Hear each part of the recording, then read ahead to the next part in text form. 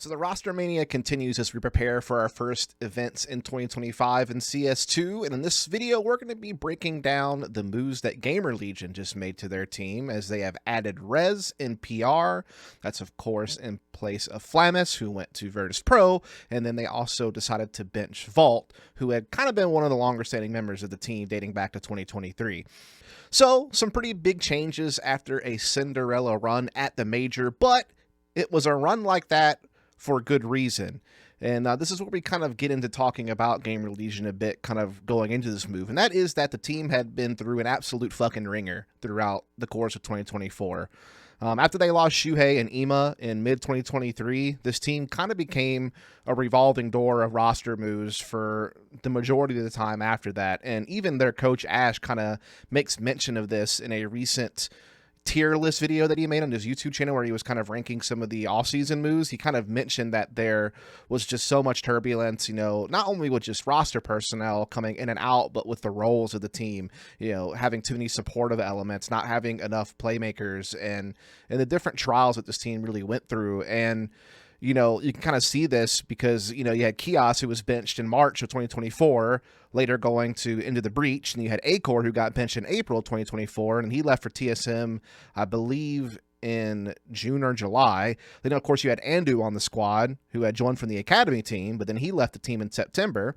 And then Flamus joined the team in May, and then you had Snacks bought out by G2 in July. That's when ZTR joins to replace him.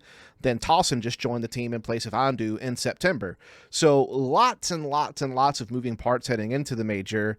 Really the longest standing member of the team was Ash, who's been coaching that the organization since 2020 and had led multiple variations of GamerLegion to RMRs and majors, of course coming second at the Blast Paris major in 2023, as well as a top 8 at IEM Cologne that year. And then 2024, he has this crazy run that takes place at Shanghai. And really there weren't a whole lot of expectations for GamerLegion in Shanghai for my money, because again, their new in-game leader, ZTR, had just joined in July, then Towson had just joined in September, and they were still kind of trying to settle Flamus into the roster as well, as he was a guy who came in with not crazy experience in his own right. And they had really only played like some CCT online events. They didn't qualify for, the TWC event. They didn't qualify for ESL Challengers Atlanta, and they got knocked out pretty early in the Blast Premier Fall Showdown. And so they really weren't going to a whole lot of events.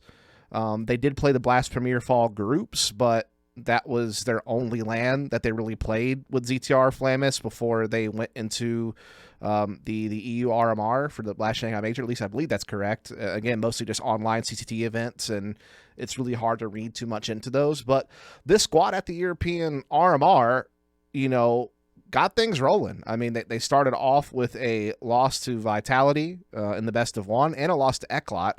So got put down the dumps pretty early, but they were able to rise to the occasion, beat Unity, beat Falcons, beat Sinners, and then beat BetBoom in what I believe was like a 7th place decider match to get a spot into the opening stage. Just because it was kind of a weird system with the Swiss stage to have to do that. So they had to play 4 best of 3s in a row after going down 0-2, all of which went to all 3 maps. So it was a grueling marathon for GamerLegion to make their way into the major itself. And in the opening stage, it was already miraculous enough that they made it into the major, considering the roster situation and how it started out, and the stress they were under, limited practice. They even put like a little documentary out where they kind of talked about just not being able to put in much prep because people were getting sick left and right.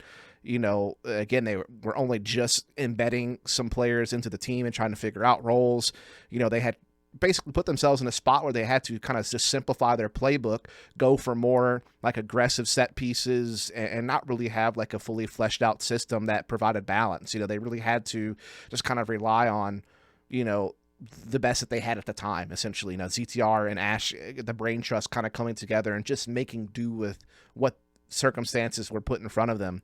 And then in the opening stage, they actually opened up 2-0, beating Fury and Pain in best of ones. And after losing to Mongols, they beat Passion UA to move on to the elimination stage of the major. So they pushed this run really far. And once at the elimination stage, they did get beat out pretty quickly to Vitality and Liquid. They beat Wildcard to hang around for a bit longer, but ultimately got knocked out 0-2 by Navi.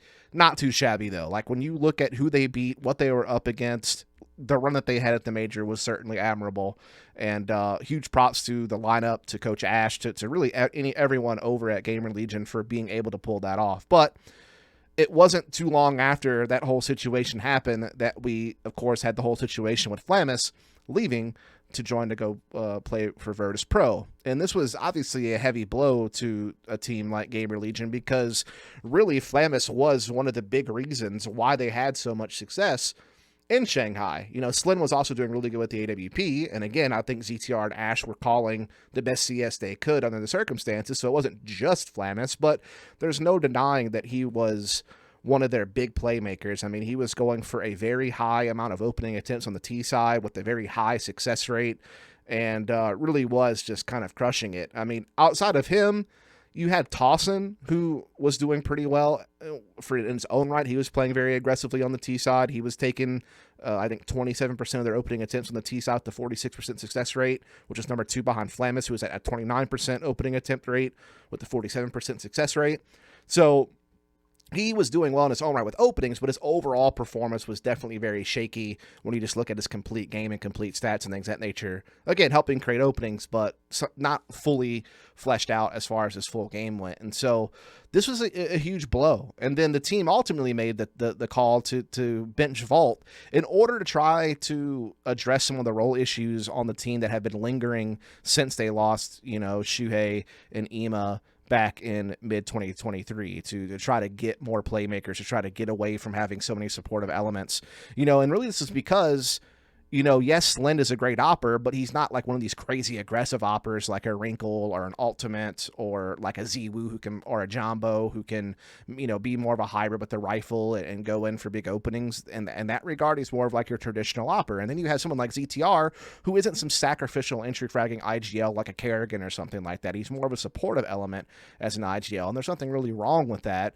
But it just makes for a situation where you do need some more active pieces. And I do think that Towson does represent someone who can be very active, but I feel like him and Flamus were having to really carry a lot of the weight when it came to going for opening attempts, and bringing in people like REZ and PR will perhaps kind of balance things out a little bit better. You know, I think REZ and Towson will probably be the more aggressive riflers on this team, probably be playing the more active positions on the map.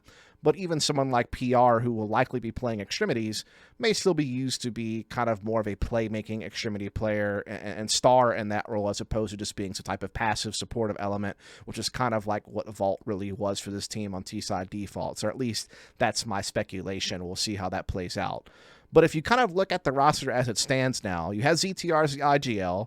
Again, hasn't been on the team for very long in the grand scheme of things. He was formerly of Metasport. Obviously also played on the Ninjas Academy team, and even played on the main NIP team for a time. Been around since 2018, but really didn't get going until he was on Young Ninjas from 2020 forward. Not a big fragger. Again, not very aggressive like some other entry IGLs out there, but you know, a pretty good tactician from what I've seen so far. Again, it's hard for me to read too much into this GamerLegion playbook, because I know they were a little bit limited on what they could piece together and what type of style they could bring to the table. Again, they were a little bit more reliant on aggressive set pieces. They didn't really have the ability to fully flesh out like default roles and like really sort out all their like mid-round protocols to play a more slower methodical style when that time came. Again, their strengths are really more on the aggressive play. But hopefully with more time, and now with maybe finally a stable roster, this is where Ash and CTR can, you know, craft a more complete game around GamerLegion, because that's really what it takes these days to be a consistent top team. Then you have Slend, who is still very young, still very inexperienced. Again, he just joined GamerLegion kind of early in 2024, formerly of Endpoint and also of the Mouse NXT Academy system from 2023 till now. Played on some smaller teams before that, dating back to 2021. But he was very good for them at the RMR and the Major, particularly very solid defensively with the AWP. was a top player for the team next to Flamis, and he still has a lot of room to grow because he doesn't really have that much LAN experience. His first big LAN was EPL Season 19 this year with GamerLegion. With one of their older lineups. So he still has a lot of room to grow if we're talking about the existing pieces that are on this team. And then Towson, another young guy, he's just 19 years old from Denmark, kind of a flex rifler, can play some more active roles, but can also play the extremities sometimes. Just joined GamerLegion in September, so didn't have much time with them at all before Shanghai. He used to play for Ecstatic and Team Secret kind of earlier in 2024. Also played in some smaller teams in CSGO dating back to 2020, such as Sprout Academy, would probably be one of like the main ones. And he was a strong player for Ecstatic, earlier this year, but I think it's still soon to call on what he will be for GamerLegion. He was kind of the third best player behind Flamis and Slin in Shanghai. Seemed sort of hit or miss. Struggled in some of the games against the bigger name teams like Na'Vi, Liquid, and Vitality, and Mongols. Even had some struggles versus Unity and Sinners, kind of in their run to the opening stage. But I also saw him play some good games against, Furia and BetBoom, Wildcard, and Passion UA. And again, his opening stats were pretty good on the T side. Like, he was able to create space and have a decent success rate in opening attempts on the T side, and he was taking a pretty high amount of them. So he still has a lot of room to grow in his own right, potentially. And with some veterans like REZ coming to the team, and, with Ash having more time and TTR having more time to kind of craft things on this team, you would hope that this would allow Towson to develop a little bit. As far as map pool goes, I'm not really going to go into this too much because his team is bringing in 2 new players and really changing roles and different things around. And obviously Vertigo is one of the maps they were actually doing really well at in Shanghai, and now it's not in the pool anymore. So I'm not going to spend too much time on that. Really now, again, we can kind of just talk about, the players that they're bringing into the team. And so we'll start with REZ. And REZ, of course, is a guy who had been with NIP for a very long time, 7.5 years with NIP. He joined that team, I believe it was like early to mid 2017, and has been with them up until here at the beginning of 2025. If you want to hear something crazy, I think he spent more days on NIP than Get Right and Forest. And those were obviously the OGs of NIP that were there since late 2012, early 2013 when CSGO was just getting started, and played on that team for many years. So that is pretty wild to think about. And so prior to joining NIP, I mean, this guy was playing on a smaller Swedish team, mostly Swedish that is, called Epsilon, and he played with, people like Freddie B, Barbar, Draken, Disco Doplin. There's a couple different names that came to that team, and he was playing with them through 2016 and was looking like a really huge prospect at the time.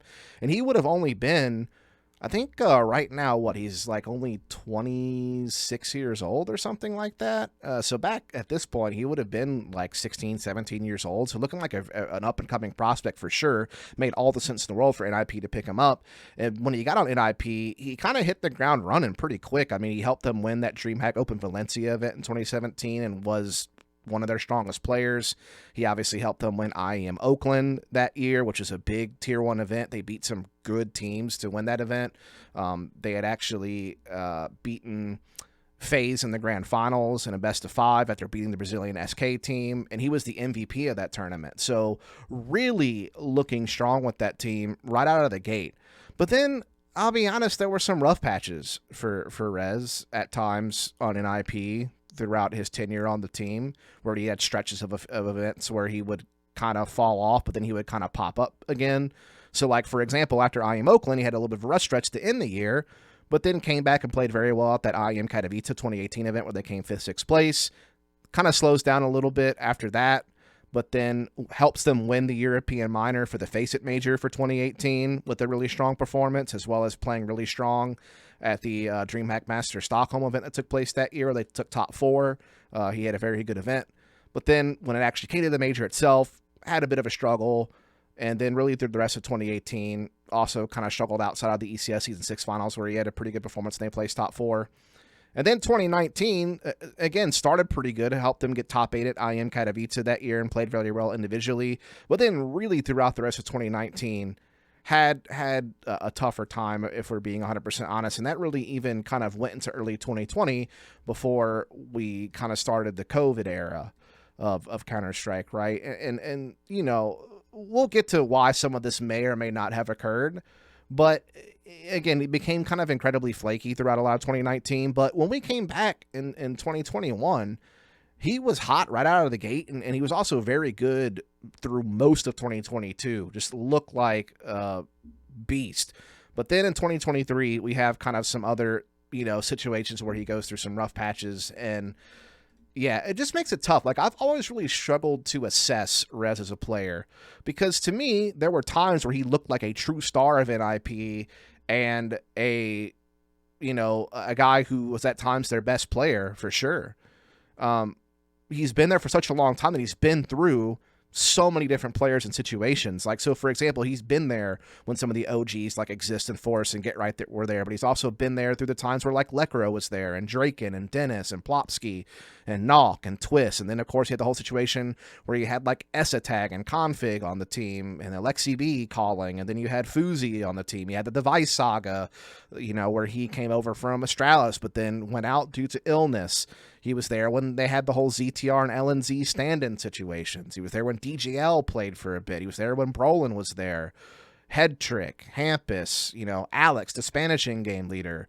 And then there was that whole situation this year. They never really even got to play with their full intended five, because it was supposed to be Mistim as the IGL, Wrinkle as the Opper, Rez as a rifler. They were supposed to play with Isaac and Maxter, but then Maxter couldn't play due to illness or injury or something like that. They had to use Jacob, or however you want to pronounce it, for their run at Shanghai and some of the last events they played of the year before Shanghai. So he has been through a lot. And at times he kind of got pushed out of his role. You know, in particularly, he's always been known to be, on average, like a pretty aggressive rifler for NIP, usually playing the more active positions. But there were times where, you know, when people like Brolin and Config came in, they were more of the aggressive and entry type people, and Rez kind of got pushed to other roles. You know, when Hampus was the IGL, he was quite an aggressive, like, entry type IGL, which kind of, again, put Rez into more trading and passive positions. So he's definitely been through a lot as a player, and that's why it makes it so hard for me to fully judge where he is. I will say, in particular, he played pretty well in 2024 when you consider just the clown fiesta that NIP was throughout a lot of that year, and even going back into 2023. But again, he was just never a superstar player. You know, he's never been the HLTV top 20, for example. In fact, really no NIP player has since Get Right and Forest were in 2016, unless you count, you know, Device, who did it in 2021, but that was partly still when he played with Astralis for part of that year, and then, again, never really had a full swing at NIP for an extended period of time. So that's really a tough one. But he comes to this team as probably a guy that they want to replace Flamus with, you know, in more active positions. So, for example, this guy played mid on Anubis. He was a B Cave or B control player on Ancient, was one of the main, like, control group players on DusT 2, was, you know, mid a lot on Inferno, but did play Banana in the past. You know, both could be active positions depending on how you play it.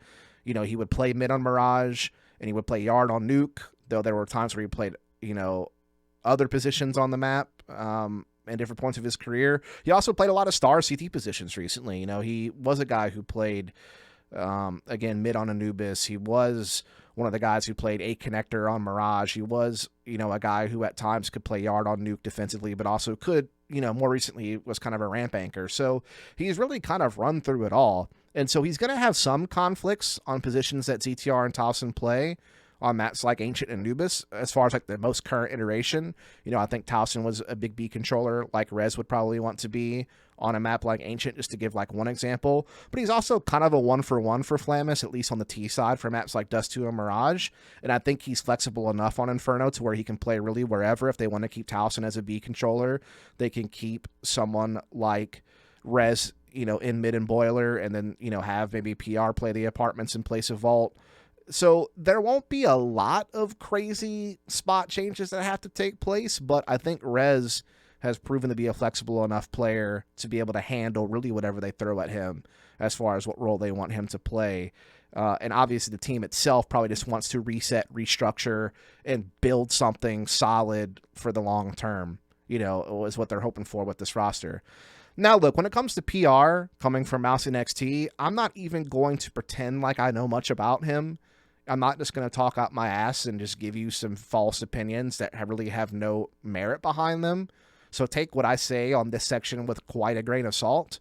I know that he's a young player for the Czech Republic who had played in some smaller Czech teams in 2022 and 2023, but obviously mostly known for his Mouse and XT time. He represents yet another name from this academy system to get a shot at Tier 1. Slend obviously spent time there before joining Endpoint and then playing for GamerLegion. Obviously, the entire main team for Mousesports, except for Brolin, has gone through that academy system. JDC on Big has gone through that academy system. He comes to this team with really no LAN experience other than a couple of smaller Czech LANs in 2022 and 2023. But he was a strong player for Mouse and XT online. Seems like he's more of a flex rifler. Can play extremities, like he played B, outside B on Anubis on the T side, as well as a B connector on the CT side. He was a B control player on Ancient, though, which is similar to what Towson and REZ do, but maybe he can shift to the A side of the map and just assisting at middle. Maybe he'd be willing to do that. I'm not really sure. I'm sure they'll figure that out over time. But then he would play long A on DusT 2, so more of an extremity position. He would play the apartments on T side of Inferno, and he would play like lobby on Nuke. No real play on Mirage from the Mouse and XT team to really have much data there. So he feels like a 1-for-1 for Vault on Anubis. Some conflicts with Towson on Ancient and DusT 2, but seems like he could just take some extremity roles just fine as needed. Also seems like he could probably play the apartments just fine on Inferno T side, and can be more of a passive lobby hold player on Nuke when need be, and let like Towson, TTR, REZ be kind of the main actors. Definitely seems like he is built to be more of a flex extremity player that can be more aggressive than Vault, be more of a playmaker than Vault. It allows the team to still have probably the main control group being, ZTR, Slend, and then one of Towson and REZ, probably REZ. And then you have Towson being more of like a star extremity player, same as PR, where both of them will be able to make plays and still be active even though they are playing on the edges of the map.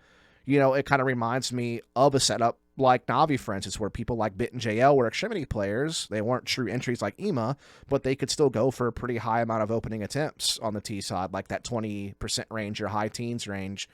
Or Passion UA was basically the same way.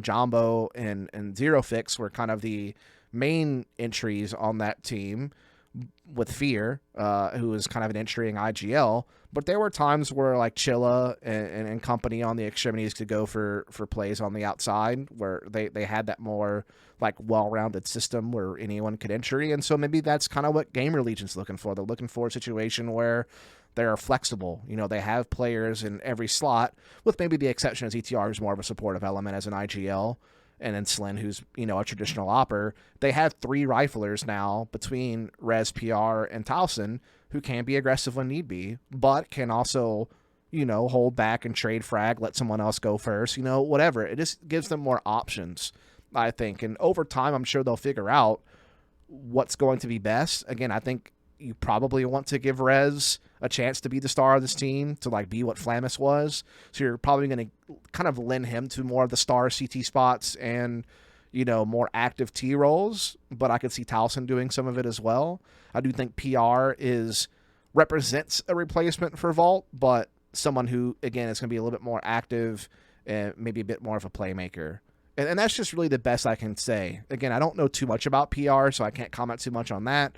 REZ has always been a really hard player for me to get a grasp on. And then it's just hard for me to know too much about ZTR as an IGL in this situation where he hasn't been with Ash for that long, and now he's working with 2 new players in REZ and PR. And, I mean, obviously he'll have some experience, having worked probably briefly with REZ in the past on NIP when he stood in for them at times. From the Young Ninjas team. But yeah, it's still a kind of a brand new project, really, when you think about all that this team has been through in these 2 big changes coming into 2025. But hopefully this is a way for this team to stabilize and have a consistent lineup, to build something, to really get that foundation underneath them, and to really try to be more than just a Cinderella story, to try to be more of a team that can consistently try to attack for the top 10. I mean, right now, they're in a position where they're ranked inside the top 20, but I'm sure this team would like to push and try to be a top 10 team in the world, to try to make more playoff appearances and big events, or, you know, really be a team that does well at a major and not shock us in doing so, but be a team that's expected to do so.